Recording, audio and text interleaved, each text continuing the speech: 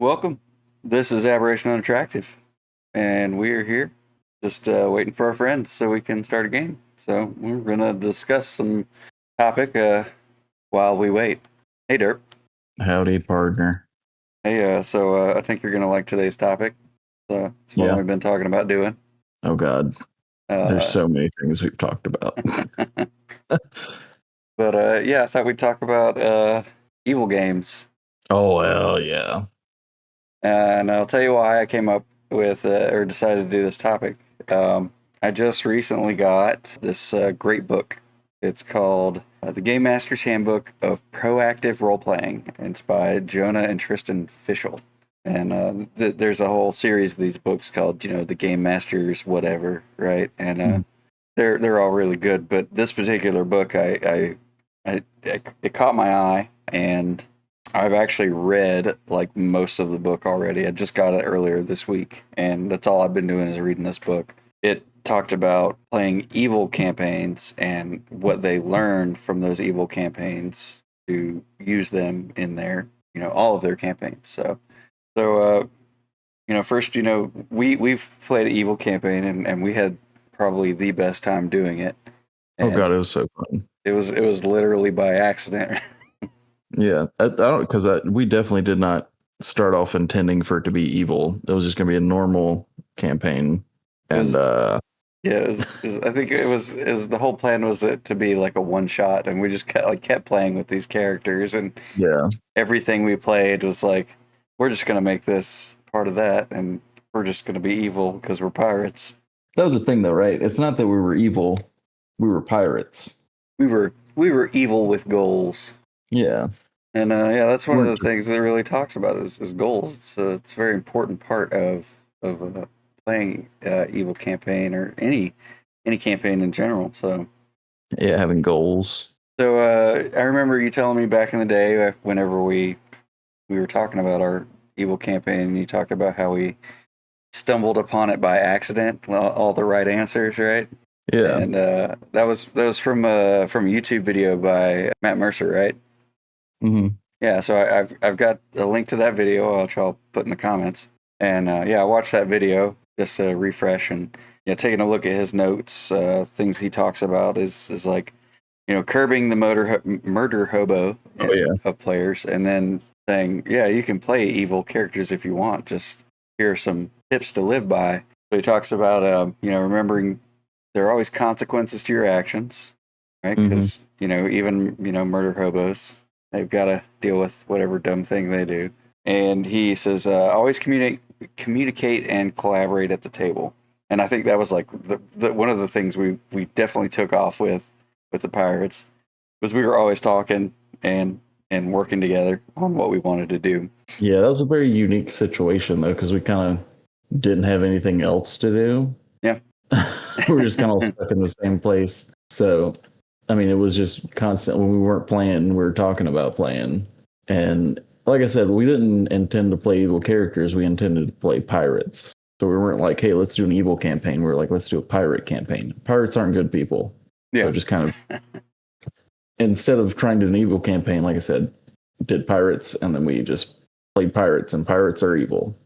We were definitely not on the villainous side of evil, just on the kind of like selfish and we weren't trying to play the big bad evil guy. We were exactly playing selfish characters, which doesn't really work out for everyone else. See, he mentioned that playing evil characters can be fun, which that was kind of a weird tip, but he goes into detail on that in his short little film. He talks about collaborating on ambitions, right? And that kind of goes into having goals as not just as characters, but as a group, right? And then the other thing he talks about is be flexible about the campaign length, and that was very important because he said, at some point, characters are going to be at each other's throats or whatever. The rogue is eventually going to try to steal from his friends. Oh yeah. So. No honor amongst thieves, right? Or I don't know the saying, something like that. Then he mentions establishing rules and limits for PvP, and then he talks more importantly about establishing table limits, because you can when you're playing evil characters, you can tend to get into those gray areas that might upset people. Like if you're going to be the party. Yeah, that's too much. So yeah, establishing table limits as players, and making sure that as a group we can put down the X card if we need to. So I mean, that's the thing, right? Like, I don't want to say you can do that stuff, but like to a point, right? Right. If you're playing a fade to black is what I like to. Yeah, that's what I'm saying. That's what I'm yeah. saying. If you're doing like a Viking campaign, we're gonna go pillage the city. It's like, all right, we get in there and we, kick in the barn door to where all the people are hiding, and then fade to black. Yeah.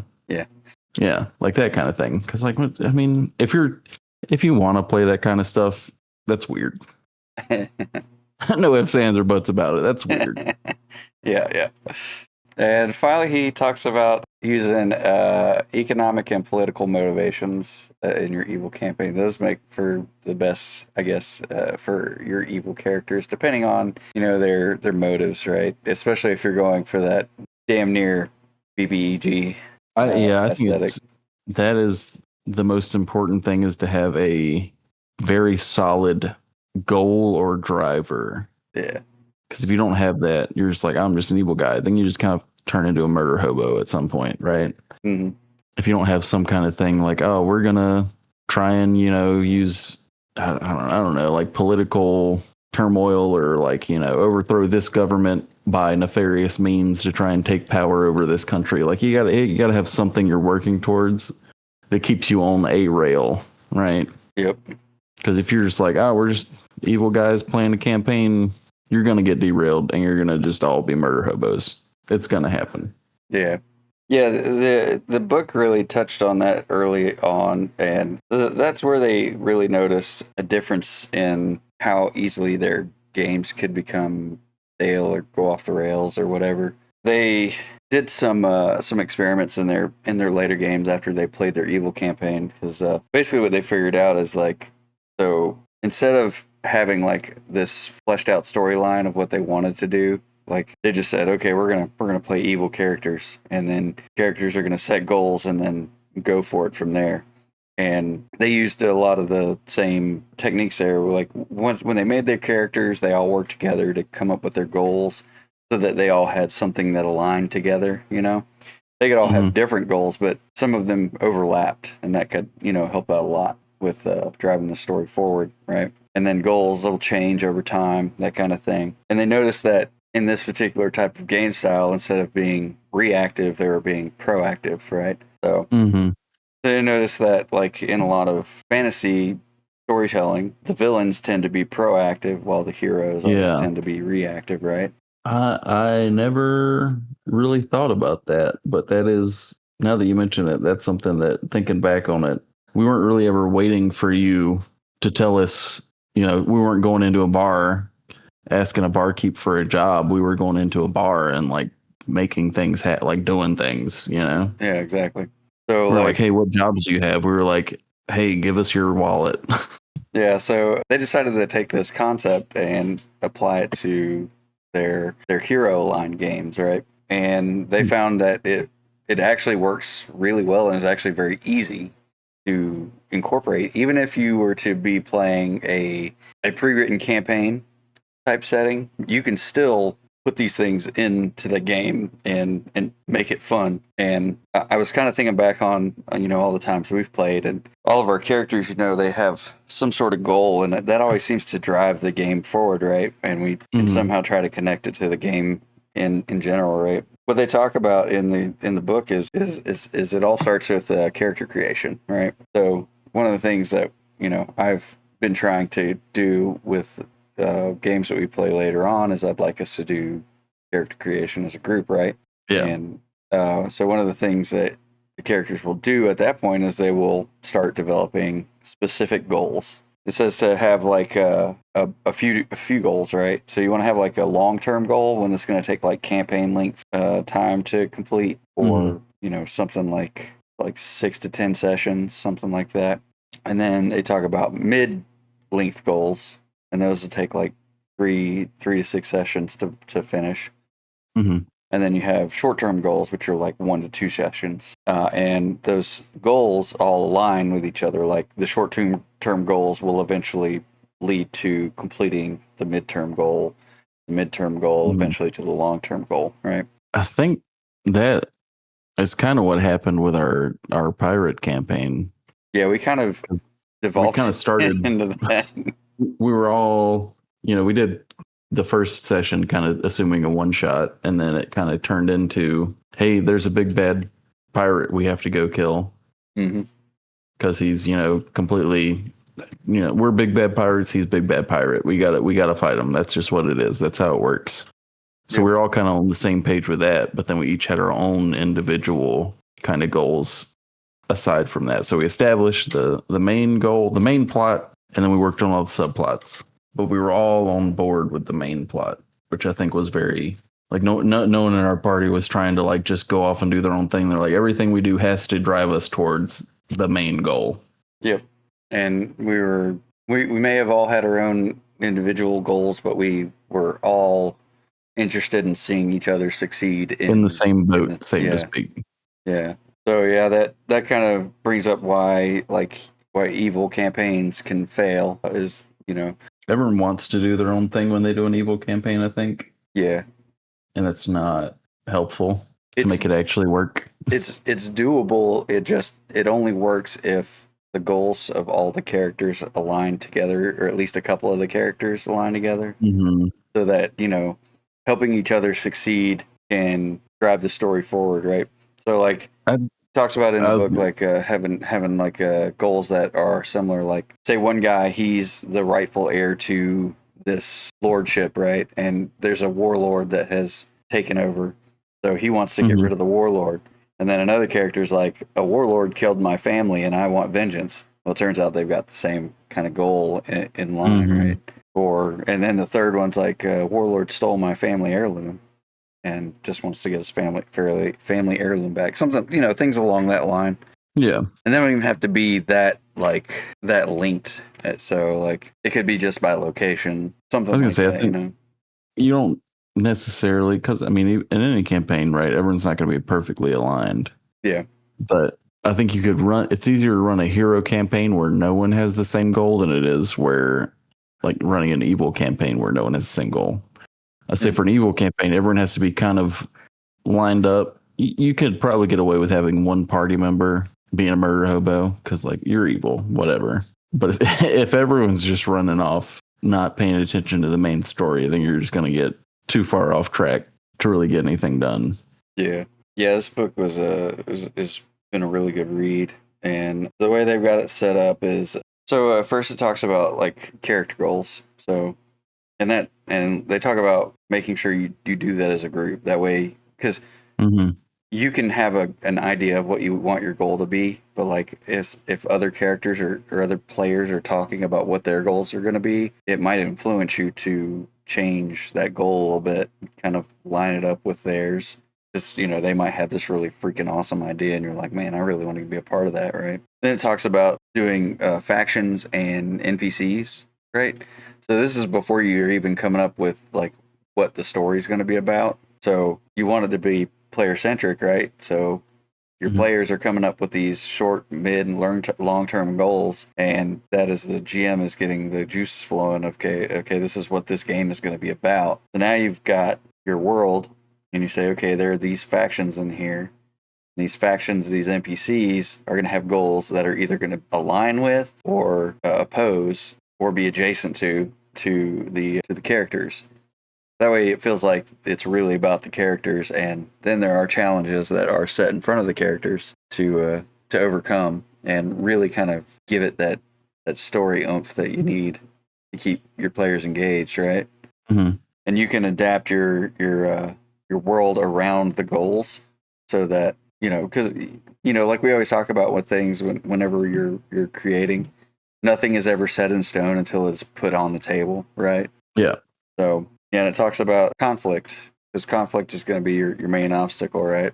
And conflict can be combat or non-combat, right? So making sure you include social encounters as well to try to help goals get accomplished. I think that's another thing that's different about an evil campaign, right? So we're talking about how you drive more in an evil campaign than you would in just a hero campaign. Mm-hmm. So you might be creating more of the conflict and less so looking for conflict. Mm-hmm. Yeah, that is kind of the point of the evil. Yeah, right. Yeah, that kind of makes sense, right? You're the one looking to cause trouble. But if you haven't run or played an evil character before, then you might be just, trying to look for stuff instead of causing problems. You're looking for, a villager to help as opposed to robbing the villager's house or something. And then, they're going to send the police after you, or another hero adventurer. They're going to send them after you. I think a lot of the things that make an evil campaign work are pretty much all the same things that make a really good heroic group work as well. So it talks about Everyone has to be bought in on it for sure. that. That is absolutely fact. Yeah, absolutely. Everyone's got to buy in on it. And they talk about establishing a shared agenda, right? And if I've seen like watching Critical Role in like I think it was the second campaign they did, watching like in the earlier parts of the game, there wasn't as much of a shared agenda among the characters because they're all getting to know each other, even though the group is they're well established, they know how to get on the same page together. So like I'd say the first few episodes was watching them try to find their shared agenda. I think like less established groups, it's probably better to get on the shared agenda at character creation. Mm-hmm. You can definitely do. I think that honestly, having the main goal that everyone's going to work towards set at the beginning is probably the most helpful thing for an evil campaign. I know you don't want to spoil anything, but I think it's important to have that kind of outline. Like, hey, we're all working towards this. Whatever you want to do along the way to complete this task, like go for it. Mm-hmm. But we all are trying to get this done. Like completely out of character. Like this is what has to happen. We can take whatever path to get there, but this is what we're trying to do. I think Dimension 20, they did an evil campaign, but it was almost like it was a very like goofy, lighthearted evil campaign, which would be a good start for a lot of people, I think. Yeah. Because they were definitely evil, but it was almost that like comically evil. Yeah. It was a pretty good watch, but that's also not a bad start. If you don't know what to do, just go full comic book villain. Like full off the rails, like we're gonna attach a bunch of balloons to this bank and float it off into the wild blue yonder, and that's how we're gonna complete our bank heist, So also you want to play characters who want things, right? Yeah. I think that's important no matter what style of game you're playing. Your characters have to want to do what they're doing. Yeah, like otherwise, why are they there? Yeah. If you feel kind like of a given, going through the motions and you don't really have a goal, then it's not going to be fun. I think that's just in general. That's just a good general tip, right? You got to have some kind of goal. Yeah. I think we've brought it up enough times to where that's going to be a key takeaway is just have a goal. Yeah. And as far as evil characters go, you want it helps if your evil character is ambitious, manipulative, and strategic. That's a pretty common theme, I think, among the evil villains, evil characters. I mean, I would say even as pirates, we're pretty ambitious, Oh yeah, I think any pirate is going to be ambitious. I think another thing that can be helpful if you want to do an evil campaign, start with maybe like anti-hero one shots where it's not like you're not good or bad, you're just there to help yourself. Yeah. And whatever outcome happens for everybody else happens for them, but as long as you meet your goal, right? And then that could kind of get you on the track for like, no, we want to like take over the world kind of deal, if that's what route you want to go with your evil campaign. But starting off where it's just kind of like whatever happens. Like if you end up saving the town because it benefited you, sure. But if you ended up burning the town to the ground because that benefited you more, then go with that. Yep, and that touches on the next part of embrace gray morality. Yep. You're just because you're an evil character doesn't mean that you don't have feelings, right? Mm-hmm. You're a complex character, just like any other of your other characters, right? Yeah. You're gonna have internal conflict. There are gonna be lines that you're just not gonna cross, Right. Yeah. and you're gonna have loyalties that may be skirting the boundaries. Yeah. I mean, even right. Like, I don't think we're pirates, right? We literally burned a whole town to the ground, but I don't think we'd have went in and like, burned down an orphanage. We're pirates. We're not monsters. Come on. I don't know that we'll ever have another evil campaign that's that perfect. Yeah. It was so good. So I think some things going forward for me as a GM is I'd like to encourage more proactive rather than reactive role play, if you will. Well, Mm-hmm. I use the term role play loosely because I would like to spend less time talking. I can drone on. I've listened to Yeah. myself and I'm like, wow, my fucking word salad has gone crazy. Wow. Wow. So yeah, as a GM, I hope to encourage more initiation from More yapping. players. Yeah, I know I'm bad about that. Sometimes I'll be kind of off to the side watching other people kind of talk, but then sometimes I feel like I'm talking too much. So I feel who like knows? yeah, I'll try to. Sometimes I catch myself and I try to be like and go because I'll let Mm-hmm. the emptiness fill the space for a second before I'm like, all right, I'm done talking. It's your turn. Yeah, I that's it. My thing is I don't want to cut anyone off because I want everyone to do what they want to do and have fun. Mm-hmm. But at the same time, like I'll try and push, but sometimes I don't know what to do. Mm-hmm. So then I need to get pushed a little bit, and then I'll grab onto something like killing Anton. Mm-hmm. I'm locked in on that.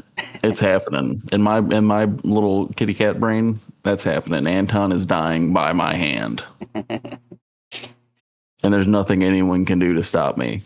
Right? That's my ideal right now. And that moves into the next part of asking the players to pitch what's going to happen between sessions, like what's going to happen in the next session. We've got Anton will die. we've got we've got a goal, and so that's my job to facilitate making that goal happen. Which Mm-hmm. so either success or failure of that goal, I should say. And the next part of that is making sure your character arcs have some sort of teeth, right? Proactive characters are going to act on their flaws, and Mm-hmm. so depending on what action they take, make sure you're willing to punish or reward your players for whatever actions they take. Karma. Make sure you're adding in those temptations and consequences and opportunities for your PCs to either accomplish or fail, and make it mean something in the story. I think I just kind of thought of this, but if you wanted to, if you're not great at kind of deciding how to treat your players, right? You can just do like a tally of like good things they did versus bad things they did, right? And Mm-hmm. then you can kind of see a weight of what they've done. And then you can be like good things I've done to them, like how lucky they've been versus, how many times they've been punished for what they did. Mm-hmm. And you can either depending on what you're trying, if you're trying to make them, good characters, obviously they're going to be more lucky. If you're going to try to make them bad characters, you might try and punish them more. Yep. And there's always the fail forward reward or consequence. So you live, but you lost a finger, that kind of thing. Mm-hmm. Yeah. It's like, oh, say you robbed a hobo in town, right? And then you might not think anything of it, but down the line, you're in, two cities over trying to rob this bank, and then some guard recognizes you because he saw a wanted poster in the town where you mugged a guy. Yep. Everything comes back to bite you in the end. Yeah. So yeah, we talked about character proactive role play. So I think as a game master, making sure you're trying to act on your player character's goals. Like so, it's would be my job to know what are all the goals of the characters and when they Mm-hmm. change, that kind of thing, and making sure they get rewarded or something, some negative consequence for failure. And I think it's important to, in the sense of reward the player when they act towards their goal, so they continue to do it. Yeah, exactly. Yeah. And keep in mind there are always rival factions and NPCs that don't want you to accomplish your goal. It's contrary to theirs. So that's your big bad evil right there. I mean, that's true in any evil or good campaign, right? Yep. There's always people that are opposed to you, Well, and if you're the bad guy, right, the good guy is opposed to you. It also talked about like there are times whenever you're playing your game, right, and you start to see it kind of feel like it's stalling out, like the players are having trouble coming up with how they're gonna accomplish the next big goal, like the mid and long term goals, and it might be time for you to introduce some boon to them, like that would help them get to where they can either Make succeed it or easier fail. to start the ball rolling, Yeah. Like one of the things they mention is like, say your goal is to assassinate this noble, but he's always surrounded by, guards or in his mansion or whatever. Suddenly there's going to be a ball and you've gotten tickets to the ball and he's going to be there. So you've now just opened a door for your players to be able to accomplish their goal. Yeah. Something that doesn't necessarily feel forced. Mm-hmm. And that could be a boon. It's the obvious path, but it doesn't feel like they have to do it. That could be like a boon or a favor from another faction who is interested in helping you out or owes you a favor or has the same goals as you, or at least a peripheral goal. Same goal at the time. Yeah. I definitely think running maybe a shortish evil campaign and playing in a proactive manner might be beneficial in helping with other games. I would say don't do what we did. Don't start with a full long-term campaign as the first time you try and do an evil one. Yeah. Definitely try I wouldn't say a one shot, but 2 to 3 sessions. Just something to play by ear, Yeah. And if it turns into something where you can keep going with it, like what we did, if it feels good, everyone's got good characters, aligned goals, and you're having fun, then just keep sending it. Yeah. But yeah, I can't highly recommend the Game Master's Handbook of Proactive Role Playing enough. It's been a good read. So I got one more chapter left before I'm in like a story, like campaign or something like that to read. So they cover a lot of good stuff, including encounters built around goals, so that like every encounter that characters have is meaningful to the story and their goals, not just random encounters. Even wilderness stuff, they talk about how to try to build that into their to their goals, so they're not slogging through meaningless fights with random creatures in the woods. I think that's definitely important, but at the same time, it's still okay to have filler episodes. Yeah. Right. Like you should drive towards the main goal, and most of your sessions should be towards that goal. But every once in a while, it's fun to break it up. I think that pretty much covers it. It was kind of a loosey goosey, talky episode. I'm sure we missed a bunch of stuff, but oh god, yeah. Yeah, I'm gonna link Matt's video in the comments, and I'll put the name of the book in the comments as well, along with the authors. And can't recommend those enough. Like and subscribe. Like and subscribe. All right, yeah, I think that covers it. Thanks for watching. While we wait, we've waited. Yeah. See you next week.